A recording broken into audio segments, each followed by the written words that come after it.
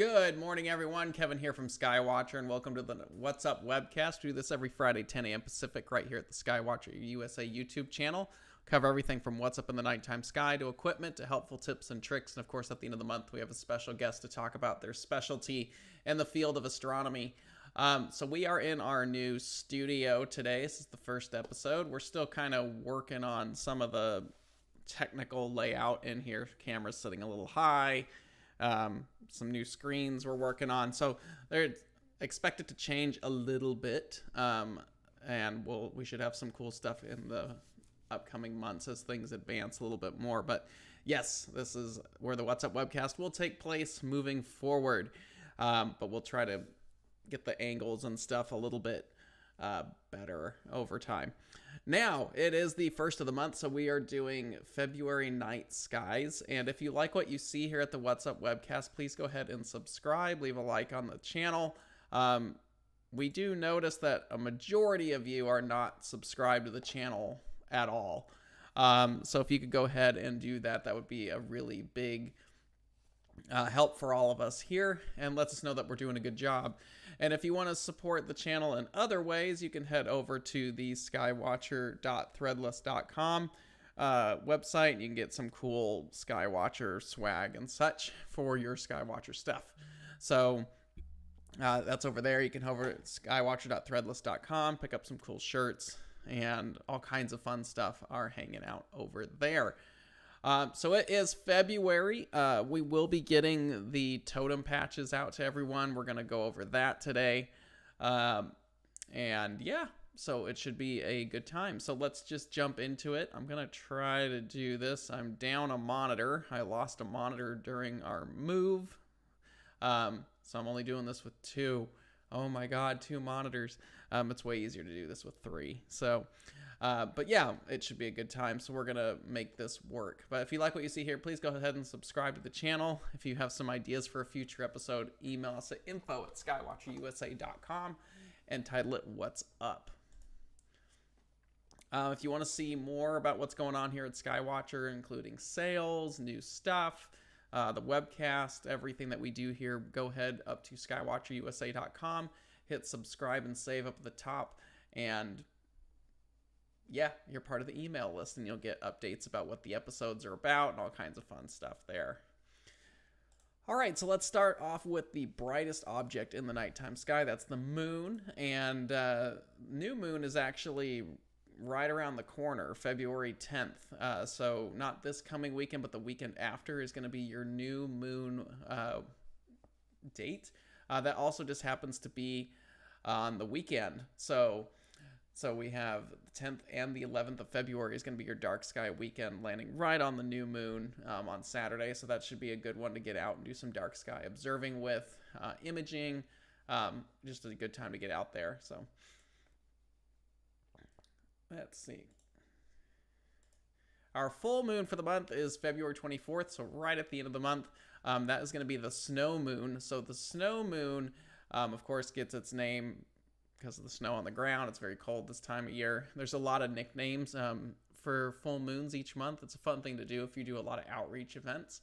You can talk about the folklore of the full moon and why they get their names. And I like to get all that information from timeanddate.com, so you can go over there and check all that out if you're looking for something neat to add to your outreach repertoire and stories. So, but it is the snow moon for February. So that is on February 24th, right at the end of the month. Planets. So planets right now, we're kind of getting to the end of the season. We're going to go ahead and bring up Stellarium. Stellarium's a free app you can get online. Works on all kinds of stuff. So it's a good program to actually have, and it's free, which is even better. And you can control telescopes with it if you know the ins and outs of it a little bit. So Saturn is pretty much done for the season. It's hanging really low out there in the west just after 7 o'clock p.m. So Saturn's pretty much gone for the season as it makes its plunge towards the sun. And in a few weeks, it'll wrap around the other side and it'll be a morning object. So Saturn we're pretty much done with now, but we still got Jupiter hanging out nice and high after sunset, and you can get a few hours on it, and that'll start to drift out of the sky right about midnight-ish. Is 11 midnight is when we get that. But as the month continues, we'll start to lose Jupiter a little bit more in the early hours. So let's just pan right there. So there's a cool, this is going to be on Valentine's Day, actually. You'll have the moon, nice little crescent moon and Jupiter together. Not terribly close together, but they're there. Then you have Uranus is hanging out up here. All right, and it's up here. There it is. Boop. Not too far from the moon as well, but it's hard to see that. And then as the the month goes on, you don't really have any close approaches with the moon. It does run through Gemini, then through Cancer, and then at the end of the month. So there's not a lot going on right now with the moon as far as alignments with the planets. So there's some cool stuff hanging out there right now. But yeah, we're almost done with planet season. By the end of the month, Jupiter's going to be hanging on.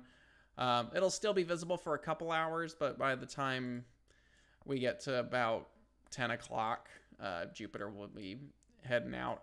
But you still have Uranus and Neptune hanging out there as well. So there's still some planets up there.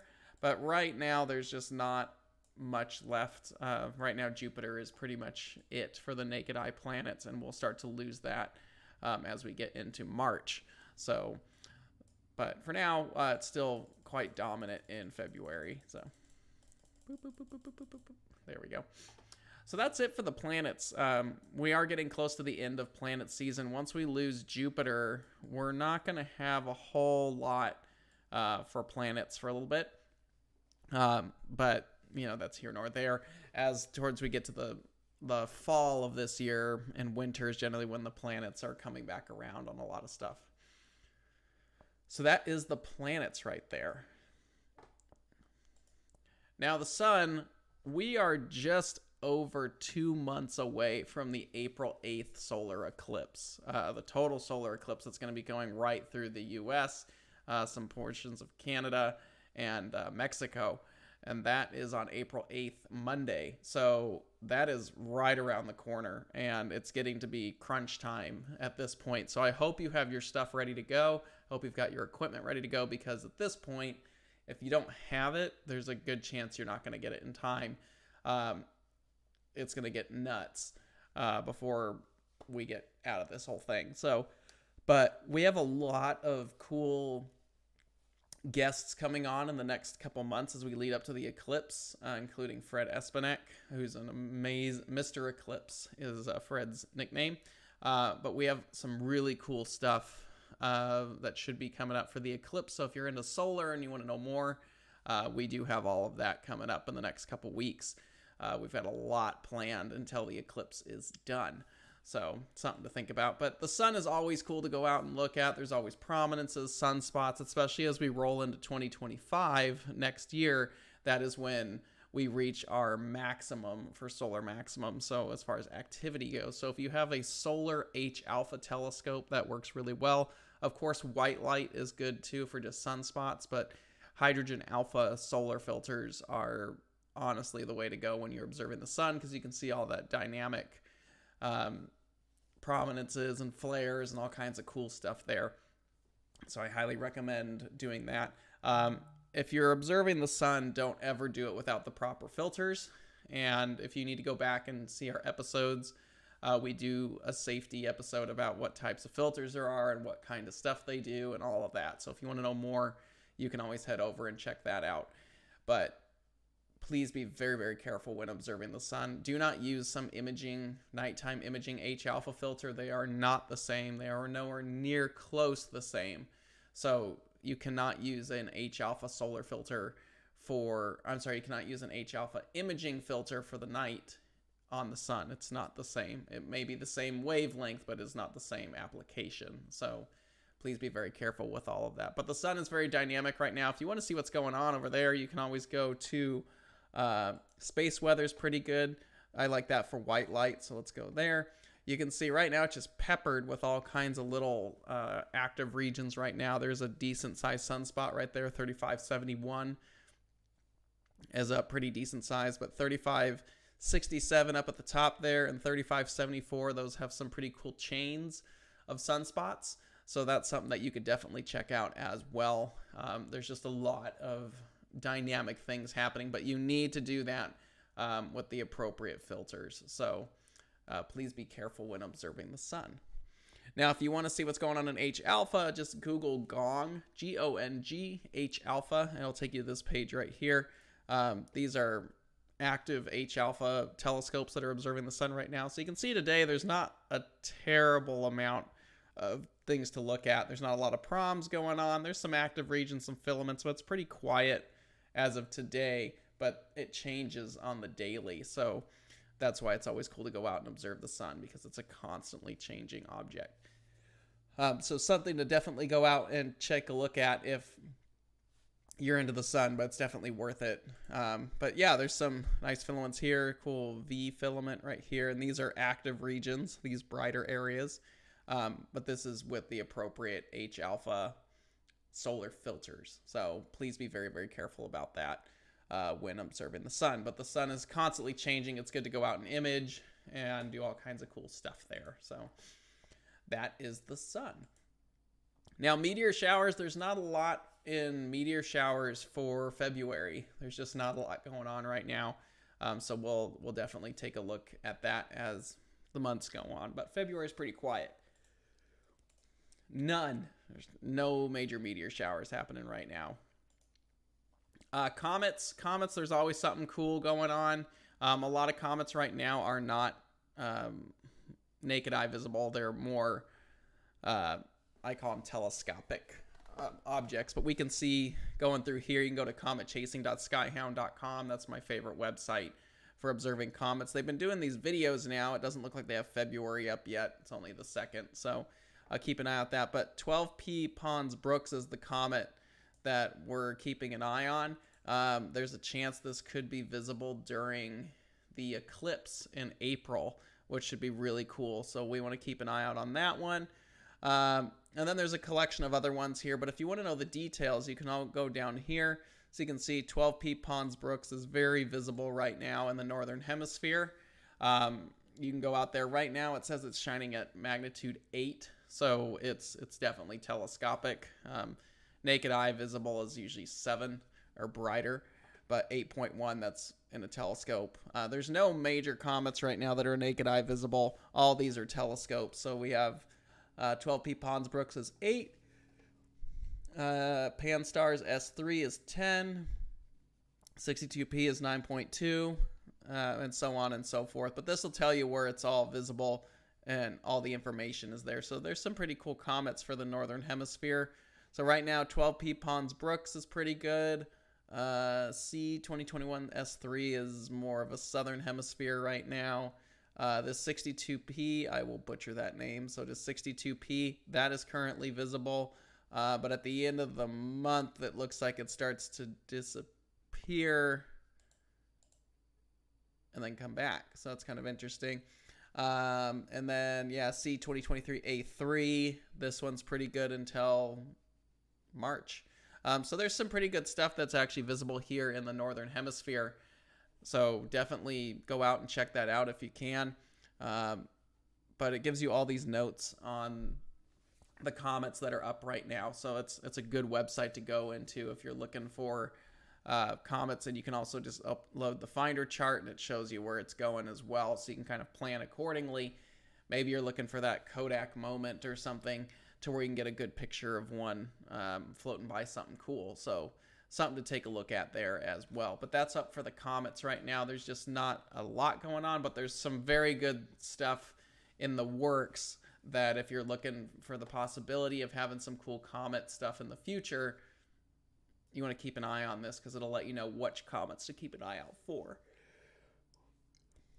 Okay, so that's comets. Sorry, still getting used to this new room, new layout. There's just a lot of changes right now on my end, so I'm not quite used to everything the way it is at the moment. So that should relax a little bit after doing the What's Up webcast in our old spot for years, now we're in this new spot, which has way more room, and we've got a lot more plans for it. And we'll see where it goes, but we're hoping to have some cool new additions as we move forward and advancing this a little bit more. So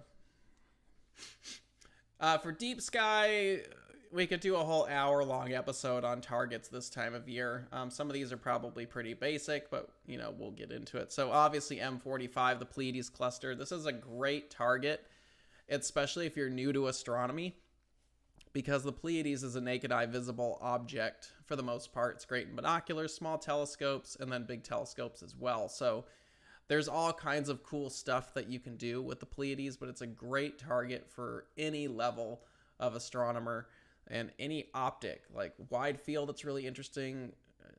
Zoomed in's really interesting. It just depends on what you're looking for, but the Pleiades is a very good target and very forgiving.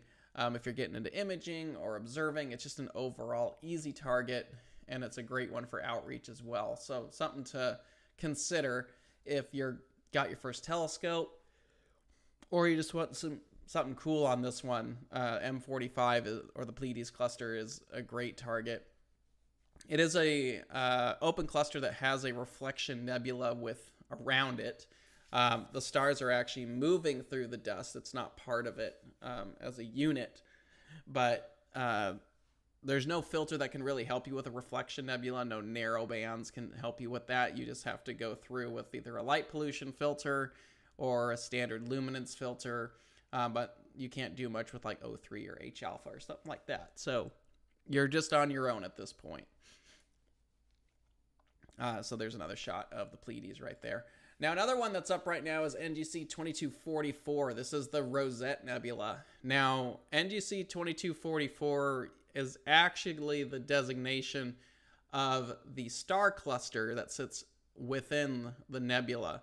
The Rosette Nebula has a variation of NGC catalog numbers for different portions and different structures inside of the nebula. There's probably at least half a dozen that are connected to this nebula, but this nebula is quite far, about 5,000 light years. It's not in Taurus, though. I'm sorry about that. It's not far from the upper arm of Orion, but it's not Taurus, the bull. So hold on just a second. Let's just get to it really quick. Rosette. Monoceros. It's in Monoceros. So there's a bunch of nebulas up in Monoceros right now, so including the Cone Nebula. But the Rosette Nebula is a massive object. Like, it's very big in size. So this was taken with a full frame camera at 1,000 millimeters with an Esprit 150. You can see it's not getting all of it. So this is best for those short, wide field optics, and you can get a big chunk of it. And it also does trail off a bit and actually can connect to the Cone Nebula if you have a wide enough field and some good H alpha filters. The Rosette Nebula can actually make that connection to another nearby nebula. This is a really cool one to go out and observe as well. It is a bit of a challenge. I would recommend UHC or O3 filters for this one. You could try H beta. There is quite a bit of hydrogen in there. It's a fantastic target in night vision if you have access to one of them. But this is something that you can give a try. This right here, for those of you who are talking about the image right here, this is a... I forgot how I did this one. I don't remember. Let me see if I can figure out how I shot this one, because I was asking about the picture details. Imaging. Rosette. How did I shoot this one?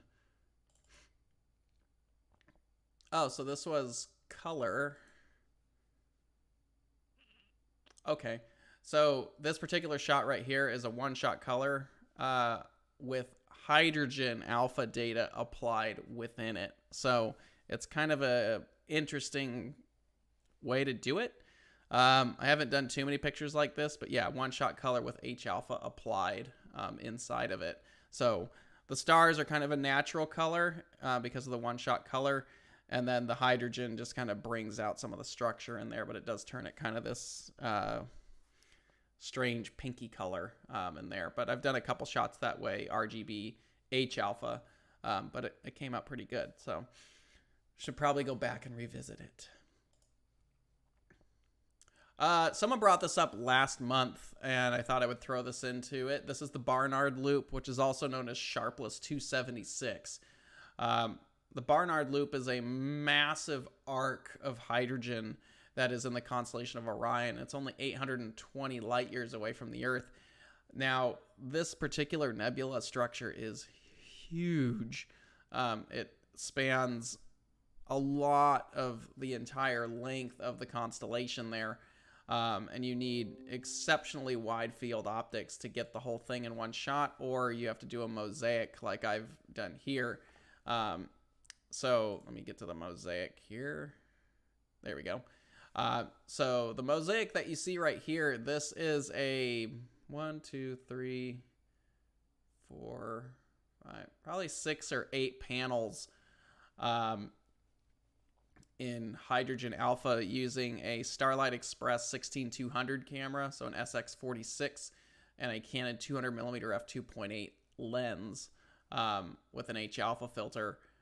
I believe that was the combo I used here. I've messed around with too much stuff, but that's what's stitched up here. But you need a really wide field optic to see all of that arc for photography purposes. For visual, I've heard people using really low power binoculars with H beta filters.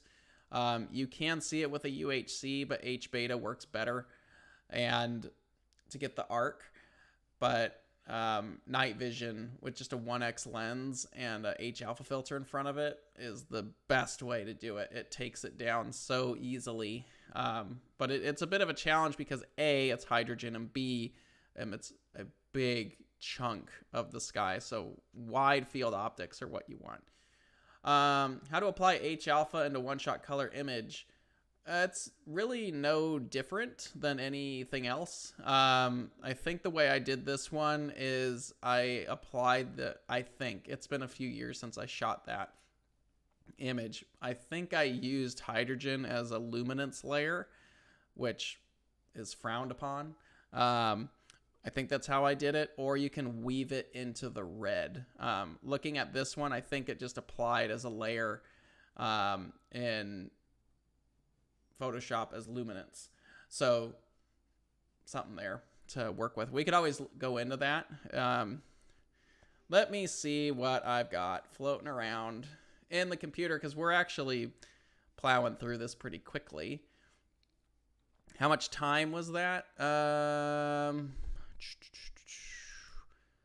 Imaging, remote. Hold on just a second.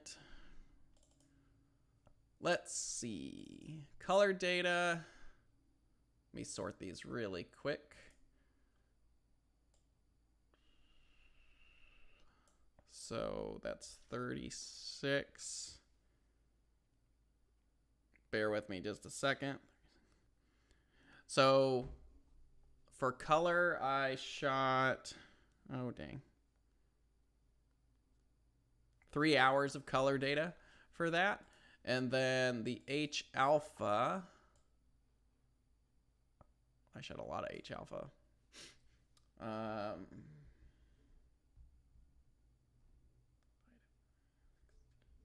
4 hours. So total of 7 hours of exposure time is applied to that. So that's something. So 7 hours for the rosette shot. So 3 hours of color, 4 hours of hydrogen is what was done there. So let me see. It's a thing we can do right now. Hold on just a second. But you can easily blend some of this stuff together. We'll see what I can do on the fly here, since you guys are asking. Let me see. I need to make sure these are the registered ones. That way it all looks good. Here's the color master. Oh, wait, is there no flat on this? Hold on just a second.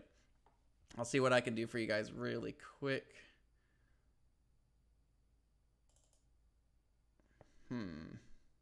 That's the finished one. I don't know if I'm going to be able to do this on the fly, but I don't organize my data as good as I should. And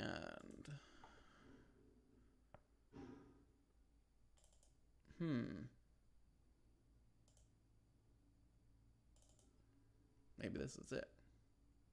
I guess this is it. So here's the data set right here. So that's the color data.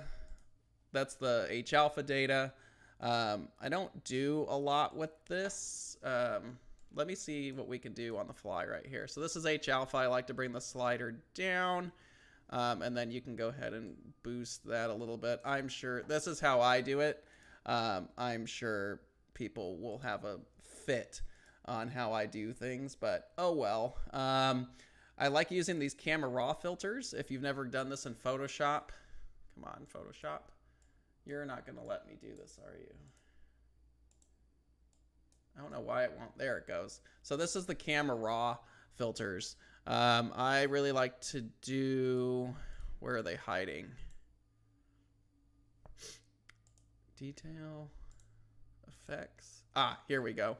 I really, if you have camera raw, go open that up, go into effects. I really like the effect portions here in camera raw because you can do clarity, which makes a big difference. You can do dehaze. See, look at that. Dehaze is a really powerful tool. Vignette, we don't need to do anything with that. You can mess with texture if you want to make it look all detailed, but do keep in mind that when you mess with any of this, you can apply noise to it as well. So let's just do that. So we'll apply that, and poof, there's our hydrogen alpha. Now our color, we can go back here. I just kind of mess around with stuff. Levels, we can bring the levels up. My levels are going to be weird because I have the adjustment here.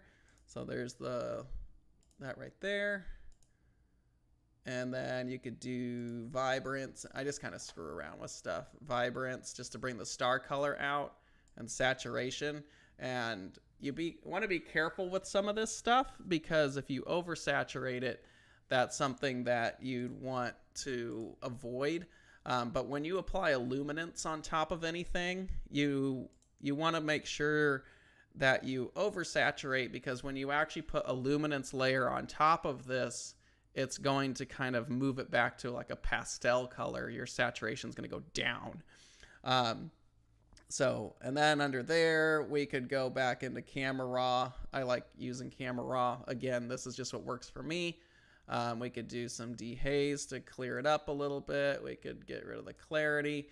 So there's a bunch of things that we could do there. That doesn't look too bad. So then what we're going to do here, let me just pop this up a little bit more. There's our levels. That looks pretty decent to me. What I like to do here is you can go to, I have the RC Astro tools. If you don't have these tools from Russ Croman, oh man, you need to go get these tools. Particularly, I like the noise exterminator just to clean up anything. So that's something that I like to do. This kind of takes a minute, but this machine's pretty quick, so we'll go ahead and do that. Some of the work that was already done here, I've already stacked it. I like stacking in Deep Sky Stacker. I find that Deep Sky Stacker works just as good as PixInsight. Yes, I said it, but it's faster and there's not as many steps. But I like using Deep Sky Stacker. But then once the auto stack is done in Deep Sky Stacker, I take it into PixInsight. I let it do the auto stretch. And then if I'm using multiple frames like what we're doing here, I do star alignment. So they register to each other. That's why the color one is a little oriented. This is one of those double scope things I've done in the past. Where I have one scope shoot color and the other scope shoot luminance, or back and forth, doing stuff like that. That's how I do it with this. This is taking a little bit of time. This is a 1x1 on a 6200 image. So you can see right here, the black edges here, that is because we've already auto registered this with star alignment in PixInsight. So there's my frame right there. I'm going to go ahead and copy this, Control C to copy it. And then if it's all aligned well, paste it. And then down here, you want to switch it from normal to luminosity. And that's how we get it right there. So boop, boop, boop, boop. So you can see that the color will apply right over the hydrogen. And then usually you want to leave your opacity at 100%. You can drop the opacity. It's going to let more in. But particularly if you're working with like a luminance channel that's really clean, all the detail that you want is going to sit inside of your luminance channel, like what we're doing here.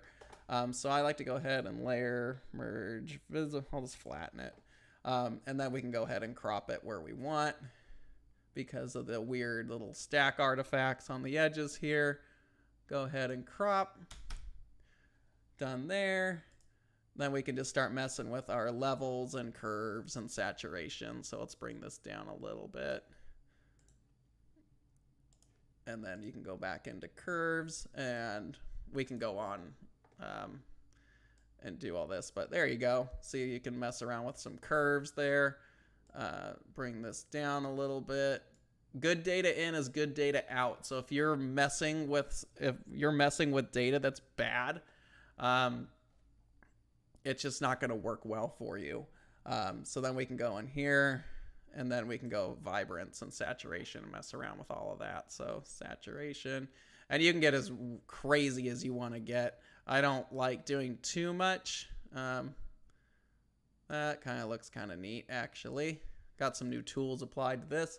Layer, flatten that down. Then we can go to filter, star shrink to make some of these tighter. Star shrink is another tool that I like to use, so go ahead and apply that. This one's pretty quick. It just tightens it up a little bit on the edges there. There is some weird little halos from the color there. This is all just on a whim right there. We can go back to filter, camera raw.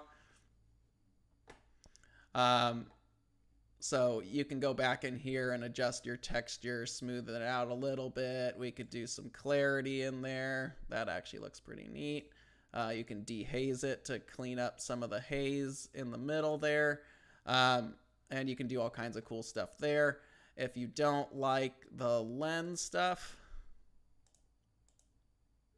I don't know where it's hiding at the moment. So light, where is it? It's in here somewhere. But anyway, we'll just go ahead and apply that. And poof, there's an image. Hooray. And then if we want to just clean that up a little bit, we can go back to noise exterminator and just clean that up a little bit more. And there you go. There's an image of the Rosette Nebula. That doesn't look too terrible, but that's how I do hydrogen alpha with one-shot color. That's why it's nice to have some of your data sets on hand. I have an 8 terabyte drive that's literally sitting behind these monitors that all the data sits on. Just, it's not all organized in the best way possible, but there. That's how you do that. So if you guys need some thoughts, there you go. So hopefully that helped. Let's see if there's other questions in here. Yeah, so that's 7 hours of data right there, 3 hours of color, 4 hours of hydrogen. This was taken at our remote observatory at Skies Away Remote in California. This is a 1x1 bin image with ZWO 6200s. So the resolution on this is also pretty crazy. So let's just go back in here. So it's still a little crazy and noisy, but you can see it works pretty decently. Not bad for a set of 6-inch refractors. Yes, thank you. I got it. So, but yeah, some pretty cool detail in there. Like I said, I don't do a lot of H alpha color work, but you know, there's some cool stuff in there. But yeah, go ahead and try it out. So there you go. Boop. Anyway, let's see. I'm going to start using an IR pass layer for details. Anyone tried that? Would it act kind of like a luminance layer? I have worked with IR pass before. I really like IR pass filters, especially for deep sky. There's not a lot of uses for them, but let me find it.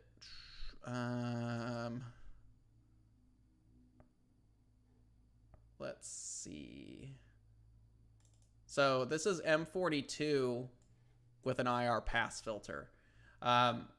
This is with an astronomic IR pass filter. You can see IR is really interesting, to me at least, because IR lets you cut through the dust and lets you see the stars that are hiding inside behind the dust. So using an IR pass filter is a really neat trick to pop out some really interesting details. Another one that I've gotten here somewhere. So a friend of mine is a professional astronomer, and I get a bunch of crazy ideas from him. Hi, Gil. This is Dwingaloo 1. Dwingaloo 1 sits in a region of the Milky Way called the Zone of Avoidance. It's around Perseus. It's a dust arm. So on the left-hand side, you can see what a green imaging filter does. There's nothing there. But if you look in infrared light with the IR pass, you can see more stars. But if you look right here, you can start to see the barred galaxy right in here. So there are objects where an IR pass filter is actually kind of cool. So this thing is invisible without the use of an infrared filter. And obviously there's a lot of cameras on the market nowadays that are not great in IR, but there are some that are quite good. So there is some use to using an IR pass filter, but you want to make sure you know what you're doing, and it's not a filter that you're going to use on a lot of different things, but it's a fun one to have laying around. I literally have one laying around somewhere. And the nice thing about IR pass filters is they're cheap. They're not too expensive. I think some of them are like $100 for a 2-inch. They're really useful for planetary imaging, but you can use them from deep sky, but you'll probably get a little bit of star bloat on them. But something to mess around with, so that's a fun thing to work with. How much RAM do I have on my computer? My computer has 64 gigs of RAM on it. This thing pounds through data files, but we have such a big computer system, so we can do processing videos and do the live stream at the same time.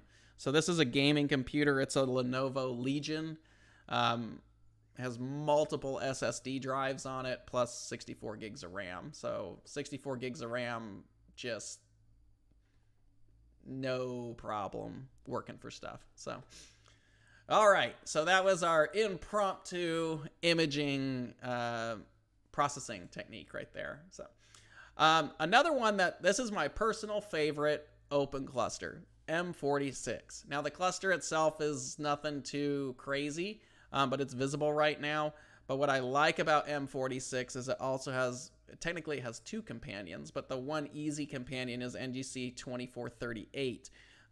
This is a tiny planetary nebula that's actually visible in the cluster. Now it's not actually in the cluster. The nebula is actually in front of the cluster, and the cluster's in the foreground, or the background, where the nebula is in the foreground. This is very easy to see in like a 12-inch telescope with an O3 filter. And if you have access to someone who's got a big Dob, like a 20-inch, that nebula actually has structure inside of it as well. So it's a pretty remarkable cluster, and it's my favorite one just because it has that dynamic with the nebula there. However, it's kind of 2 for 1. You just have to know there's this other nebula hiding in the star field here, and it's very small, and it's red. It's right there. So here's the 2 nebulas, the call outs there. Obviously, the blue one is the easy one, NGC 2438. And the small, little tiny red one on the right is Minkowski 1-18. You should be able to pick this up in most images, especially if you're using like hydrogen. But visually, Minkowski is very difficult to see. I've only seen it once, and it was recently. We were out in the desert in Arizona, out near Blythe, where our local observing site actually is, with the 28-inch Dob and H-alpha and night vision. That was the only way I was able to actually see the small little red planetary nebula. So it is a major challenge to see that little planetary visually, and you need some serious equipment to do it. But imaging wise, it should be picked up pretty easily if you've got the resolution to do it. So galaxies are kind of sparse right now, but a good one that's up right now is NGC 891. This is up in Andromeda. It's an edge-on galaxy. It's really kind of a cool one.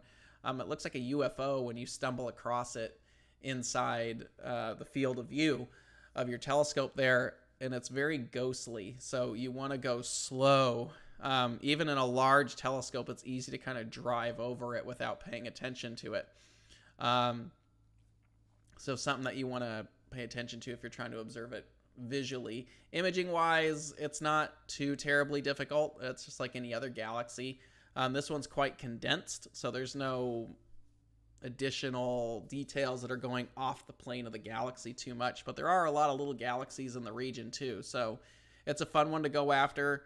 You probably are going to need to crop or do some higher resolution stuff there, but yeah, 30 million light years. Visually, it's a dark sky target. In town, it's just too faint. It gets overwhelmed by light pollution. Imaging, you could do it in town, and it's not too difficult with the gradients because of how condensed the galaxy actually is. But it's a fun one to go after. It's commonly overlooked because it's not too far from M31 and M33, so you can easily dive over it without actually knowing that it's there. So something to see. Can you image with a dual band filter? Are you guys asking me if I can image with a dual band filter? I have dual band filters. Which one are we talking about? M46. An M46 you could probably do with a dual band filter. That would probably work. So any star hopping techniques that would be appreciated?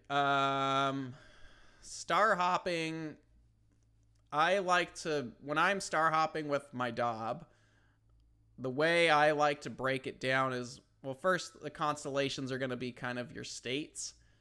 So, you know, the constellations. And then the bright stars are the big cities. And then you kind of use that to try, the bright stars to help triangulate to where you roughly need to be within the area. So star hopping's not too difficult, but I do like mental, you know, triangles or little shapes when I'm looking at a star map where it's like, okay, it's 3 stars over from here, then it arcs, and then there's a triangle. So you kind of use it as little mental notes to where you need to point the telescope. So filters confuse you. Luckily, we have few episodes about filters and imaging filters. We'll probably need to update that this year because there's some new additions that have come out. But we do have episodes that go over filters for both visual and imaging and when to use them. So you can go back and watch that. Another fun one. This is a fun little cluster. It's in Orion. It's not too hard to find. It's up in the arm, like on his elbow. About 3,400 light years away. It's the 37 cluster, or NGC 2169. But in a Dobsonian or Newtonian telescope with the mirrors, it actually flips it around, and it literally looks like the number 37. It's a fun little cluster to go after. Imaging, it's an open cluster. It's a very easy target to shoot in town, and it probably wouldn't take a whole lot of time, but it's just a fun one to see because it literally looks like the number 37. So, oops, jumped. So there's the 3 and there's the 7. It's a fun one to go after, and it doesn't take a lot of time to do, but that's NGC 2169. That's the 37 cluster there. Another one that's up right now is M78. This one's kind of a mix of everything. It's got a mission in the region because of the Barnard Loop. It sits really close to the brighter portion of the Barnard Loop. You have dark nebulas and reflection nebula. So you've got a lot going on in the field here. Adding a little bit of hydrogen to the field of view in the image is really good. If you can throw some hydrogen in there, it helps pop out some of that detail. Here's the luminance channel. So you can see most of your detail is going to be sitting inside the luminance portion. So a good luminance channel, if you're doing monochrome, is the way to go. And you can see there's a lot of clean, very deep detail in there. And then hydrogen, you can see there's just hydrogen like brushed all over the field of view in there. It looks like it's all gray, but that's because there's so much hydrogen in the field of view there that it's easily washed out there, but you can see there's luminance, there's hydrogen, and the reason why these frames are so well aligned is because they have been registered to one another in PixInsight, again using that star alignment tool. So when you blink between the two, they're perfectly aligned. So yeah, there's luminance, there's hydrogen, and then I had to rotate, and there's the final shot right there with the color added to it as well. This was a one-shot color with luminance and H alpha. What do you mean by night vision? I mean literal night vision. If you go over to Teleview's website, look up the TNVC night vision. You actually literally hook military night vision to the telescope. We did an episode on this, I think, about a year ago, where you literally hook military night vision up to the telescope and it amplifies everything. It's quite a piece of kit, especially on large aperture telescopes. There's so much punch that comes out, especially if you're into nebulas. Of course, to wrap it up, we have the M42 complex. There's a lot going on in here. The Barnard Loop is technically a part of this. It's just out of the frame. So about 1,500 light years away, this encompasses both the Orion Nebula, or M42, and the Horsehead Nebula with the flame, what you see at the bottom left. Obviously, M42 is very easy to see in town. The Horsehead is not. So NGC 2024, the Flame Nebula, if you're looking for the Horsehead visually, it's just below the bright star Alnitak, which is what you see just above on the slight right to that circle there. That's the bright star Alnitak. That's part of the belt, the 3 belt stars. So you can easily see the Flame Nebula from an average telescope in a dark sky site. And just up to the right from that is where the Horsehead sits. But the Horsehead is a lot harder to see, and you need probably an H-beta filter to do it. And then you want some aperture there as well. Then down below here, you have NGC 2023. That one right there is a little hard to catch. It's a reflection nebula, but it comes out in images. Then, of course, you have the famous Horsehead Nebula. This was taken with a Stellar View SVX 180 that's out at the remote site that we share with a friend of ours. That's his brand new telescope. So this was a first light image. So pretty happy with that Horsehead shot. That's just 8 hours of one shot color. So that's pretty cool right there. So the Horsehead is, right there. Also IC 434 is a part of it. Horsehead is just the dark nebula region. And then, of course, up the top, you have the Running Man and M42 and M43. And then there you go right there. There's a full processed image right there. This is also luminance, one-shot color, and hydrogen all meshed into one frame and blended in there. So something to do right there. All right, Totem, target of the month. There was a few questions that came through this month. So one question is, does the data have to be taken in the month? Yes, you cannot use old data to process these images. You have to shoot it within the month. That's part of the challenge. Here's the rest of the rules. Must provide an image by the end of the month. It needs to be shot within that month. You email it to the Totem email, which is listed there. Name, equipment, image specifications, mailing address so we can get you your patch. US and Canada only. And then we do need a raw or FIT file to make sure it is done within the month. And then if you do all of that cool stuff, then you'll get this fancy 2024 patch. I don't physically have one yet.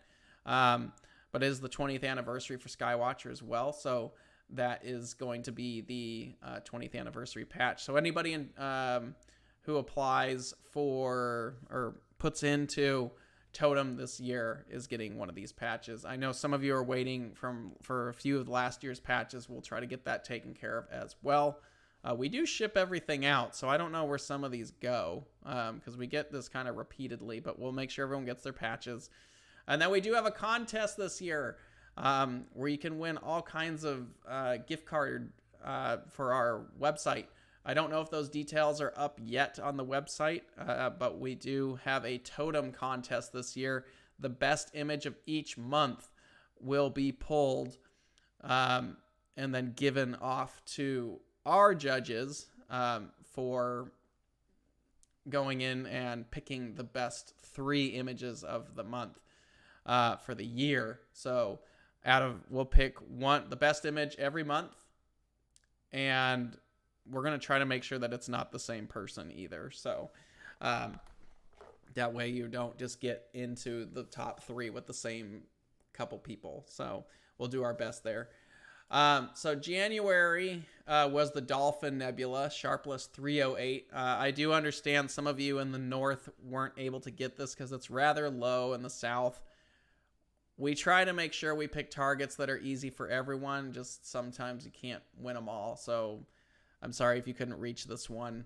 I'll try better to make sure that it's actually visible up in your region. So totem submissions, you guys did a good job this month. I tried to put everyone's images in there. I just put in what I was given.